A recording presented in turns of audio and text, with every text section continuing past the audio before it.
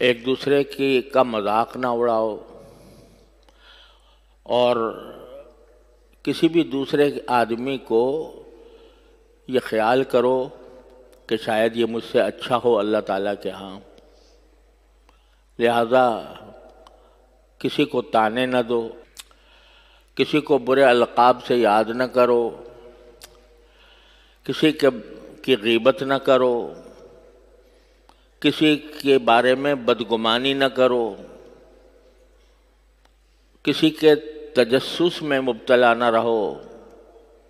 کہ ہر وقت اس کی برائیاں ڈھونڈتے پھرو۔ یہ ساری باتیں اللہ جل جلالہ نے بطور احکام بیان فرمائی ہیں، حکم ہے یہ، ایسا ہی حکم ہے جیسے کہ نماز پڑھنے کا حکم ہے، جیسے زکوٰۃ دینے کا حکم ہے، حج کرنے کا حکم ہے،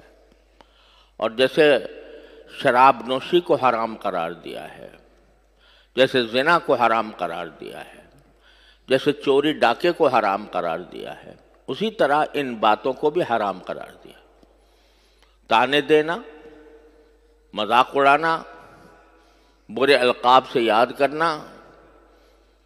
غیبت کرنا، بدگمانی کرنا، ان کو اسی طرح حرام قرار دیا ہے جس طرح سور کھانے کو حرام قرار دیا، شراب پینے کو حرام قرار دیا۔ بلکہ ان کی برائی شراب پینے،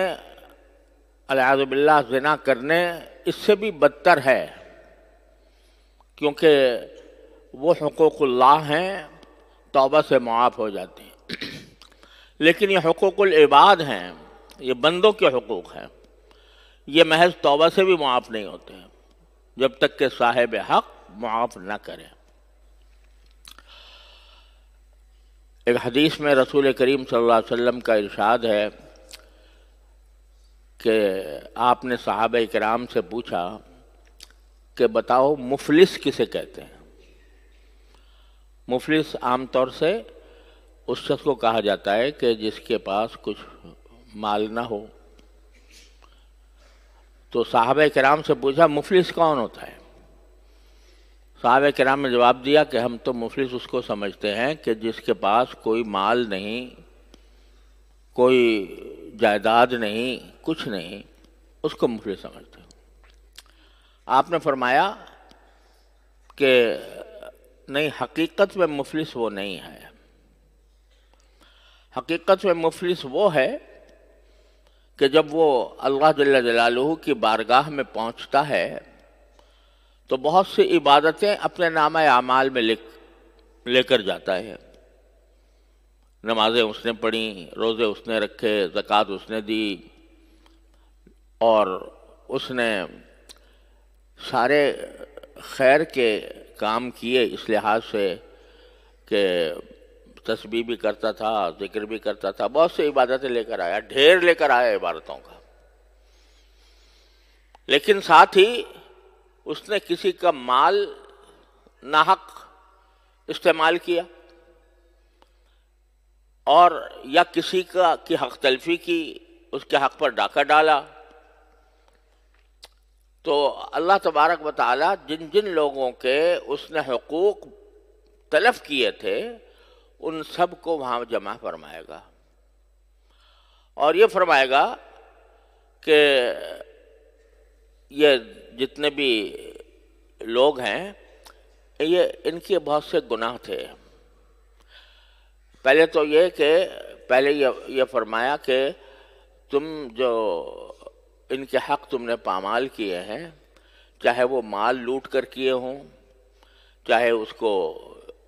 غیبت کر کے کی ہو، چاہے اس پر بہتان لگایا ہو، کوئی بھی تم نے اس کا حق پامال کیا ہو تو اب اس کا بدلہ ادا کرو۔ تو وہ اس کے پاس وہاں پر کوئی روپیہ پیسہ تو ہوگا نہیں کہ روپیہ پیسے دے کر ان کو راضی کر لے۔ تو فرمائیں گے باری تعالیٰ کہ پھر بدلہ اس طرح ہوگا کہ جو تم جو عبادتیں اپنے نام اعمال میں لے کر آئے ہو وہ ہر اپنے حقدار کو دے دو۔ تو اللہ تعالیٰ ان حقداروں سے کہیں گے کہ جاؤ تم اس کے جو عبادتیں ہیں ان میں سے کوئی عبادت لے کر اپنا حق وصول کر لو. اب کوئی نماز لے کے جا رہا ہے، کوئی روزہ لے کے جا رہا ہے، کوئی زکوٰۃ لے کے جا رہا ہے، کوئی حج لے کے جا رہا ہے. لوگ اس کے سارے جو نیک کام تھے وہ اس کو دے دیے جائیں گے، صاحب حق کو، تاکہ وہ راضی ہو جائے. یہاں تک کہ اس کے جتنا پلندہ لے کر آیا تھا نیک اعمال کا وہ سب لوگ لے جائیں گے اور یہ خالی ہاتھ رہ جائے گا. پھر بھی کچھ حقدار باقی ہوں گے جن کو کچھ نہیں ملا ہوگا،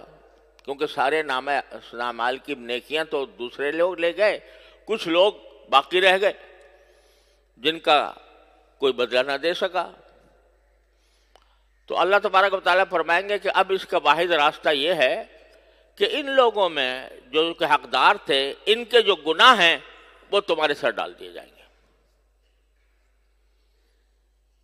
ایک آدمی تھا، اس نے نماز نہیں پڑھی تھی مثلا، یہ گناہ تھا اس کا، تو وہ گناہ اس کے نامہ اعمال سے لے کر تمہارے نامہ اعمال میں ڈال دیا جائے گا تاکہ اس کا حق ادا ہو جائے. یہاں تک کہ وہ شخص لے کر تو آیا تھا پلندہ نیک اعمال کا، لیکن آخر کار اس کے پاس کوئی عمل نہیں بچے گا، بلکہ سارے اعمال لوگ لے جائیں گے، بلکہ دوسروں کے گناہ بھی اس کے اوپر اس کے سر لگ جائیں گے. فرمایا کہ یہ ہے حقیقی مفلس.